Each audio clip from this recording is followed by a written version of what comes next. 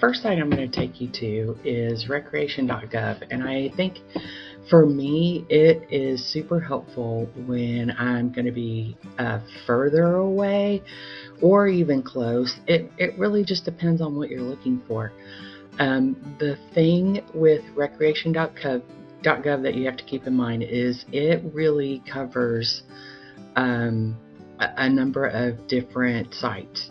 So I'm always going to go to camping and lodging because that's what I'm going to do. But you might play around on this. There are lots of different things that you can do and see. So I'm going to be looking for camping, and it's going to show where I'm closest to right now. But I think I want to go over into this area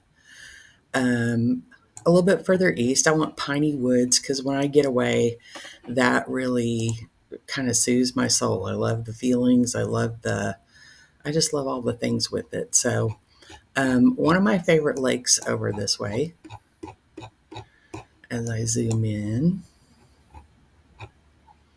is Lake of the Pines. And if you've never been there, there is no state park. There are lots of paid camping places here, but these are mostly Army Corps of Engineer.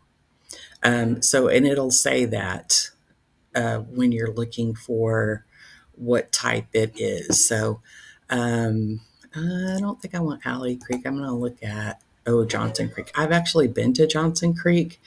I'll share a couple pictures here. It's really nice. I mean, it is beautifully done. So I'm gonna click on it, and so you've got some pictures to see. It gives you some information about it. So you can see this one has a lot of really good stars. That's always a good sign, and all the things. So here's the thing that I don't love about recreation.gov. When you look at their campsite map, it sometimes tells you where the restrooms and showers are, and sometimes it doesn't. So it just depends. You got to keep that in mind. So um, I think I'm going to look over this way.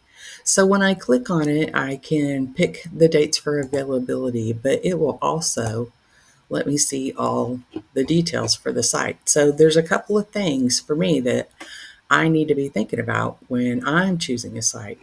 For me, I need electricity. I have a power station, but it's small, and it's only a 500 watt. And I know that I'm going to be using more power than that, especially at night for my CPAP and charging my electronics. So I need to keep that in mind. So here's the thing I'm noticing right away is pets, campfire. That's always good because this time of year and where we are and wherever you live, that may or may not be something that's possible. So, oh wait, this is a non-electric site. So I'm probably not going to pick this one for now, but I might put this one on my list for later when I do get a bigger power station because I'm going to. Because look at that view. That is amazing. I'm just saying. That is amazing. So when I go back, I can look by the campsite list. I can sort by this, but I can also sort by the kind. So I'm going to put electric site. And my vehicle length is really not going to matter. So I've got 64 choices here. So I like to look by map. That's just me.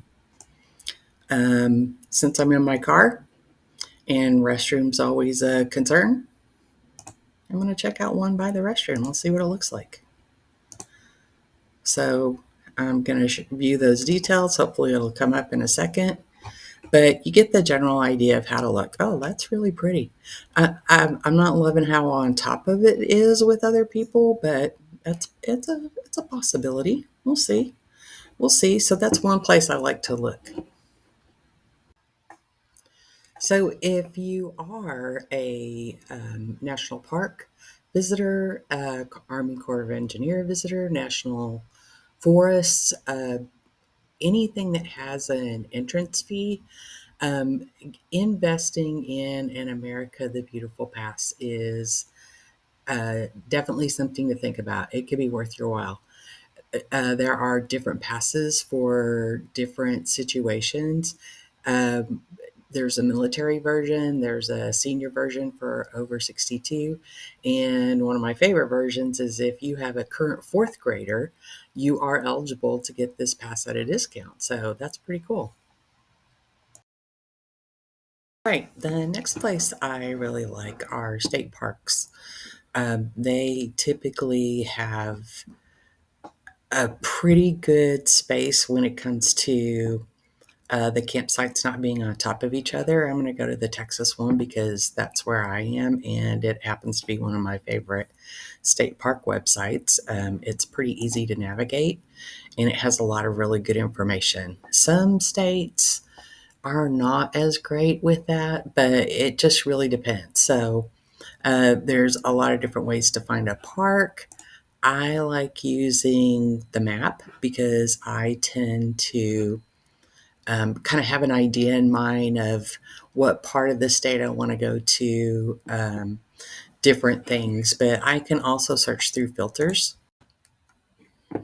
All right, so once I'm in a park or I've picked the area I want to go to, um, let's say I'm going to check out Brazos Bend. I've never been there, always wanted to go there, but it looks really interesting. So first of all, I always want to pay attention to those park alerts because you never know when the park will be closed at certain times.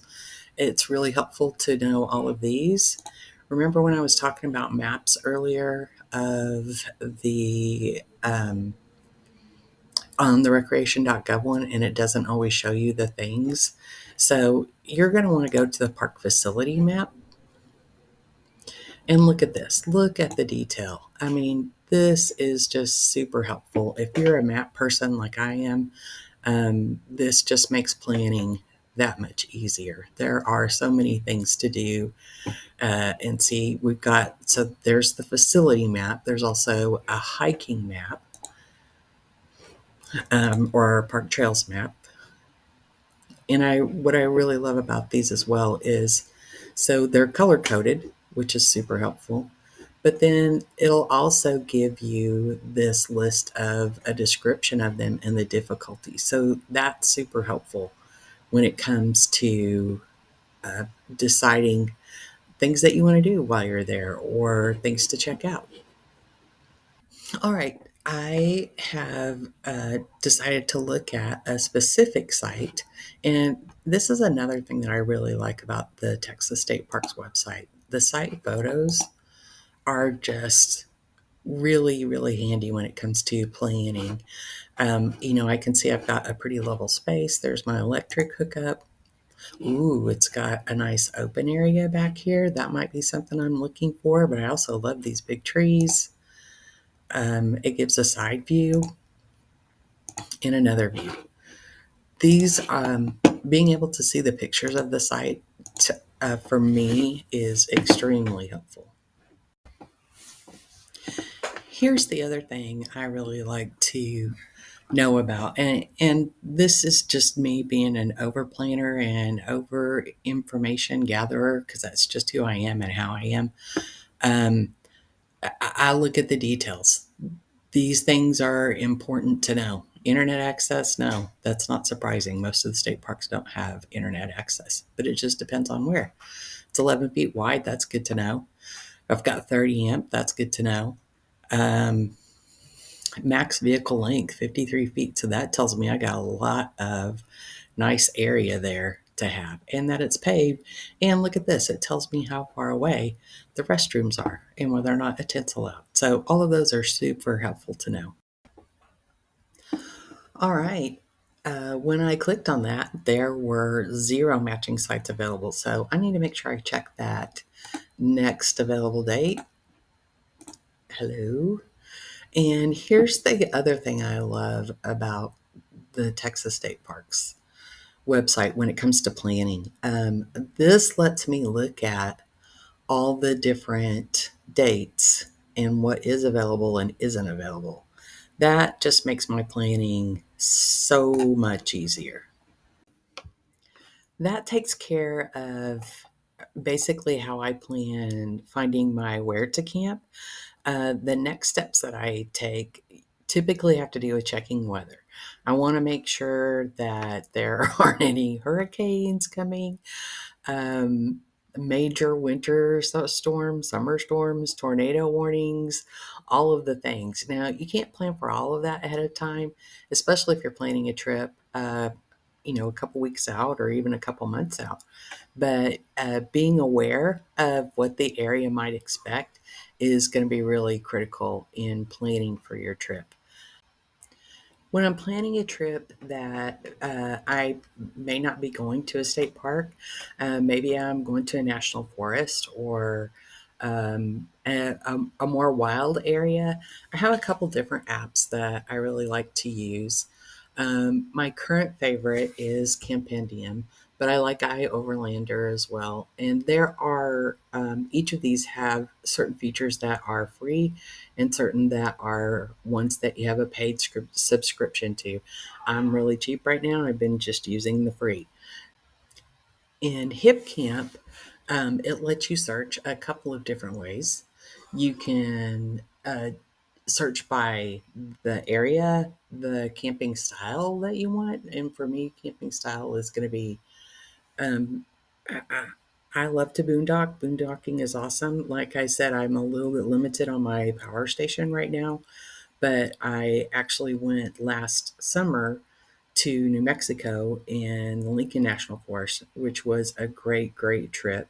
And um, that's where I really started to explore more with that style of not being tied to a state park and the security of that. And I will tell you, it's scary at first, but you've got to try it.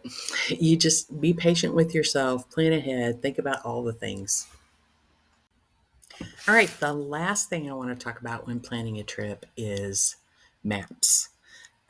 It's always, always, always critical that you have a way to access where you are. I don't know if you knew this, but with iPhone 13 and higher, there is a GPS feature that is always enabled, which is super helpful.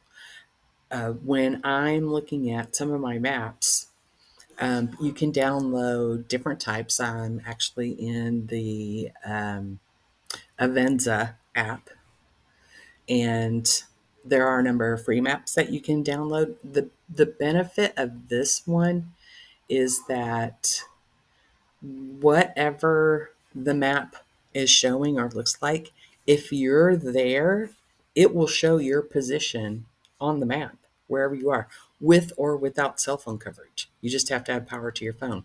That's a great safety feature, and it is so helpful to know when you're trying to navigate your way to some crazy spot that's been marked in one of the dispersed camping apps as best view ever, but mm, the roads are and you're just not sure. So it's great to have that, and you want to make sure that you have some way of seeing where you are in relation to the area around you. So it's not possible for everywhere and everything, but if you're in a national forest or have access to any of the hundreds of maps that are available online, uh, they're a really good idea to have.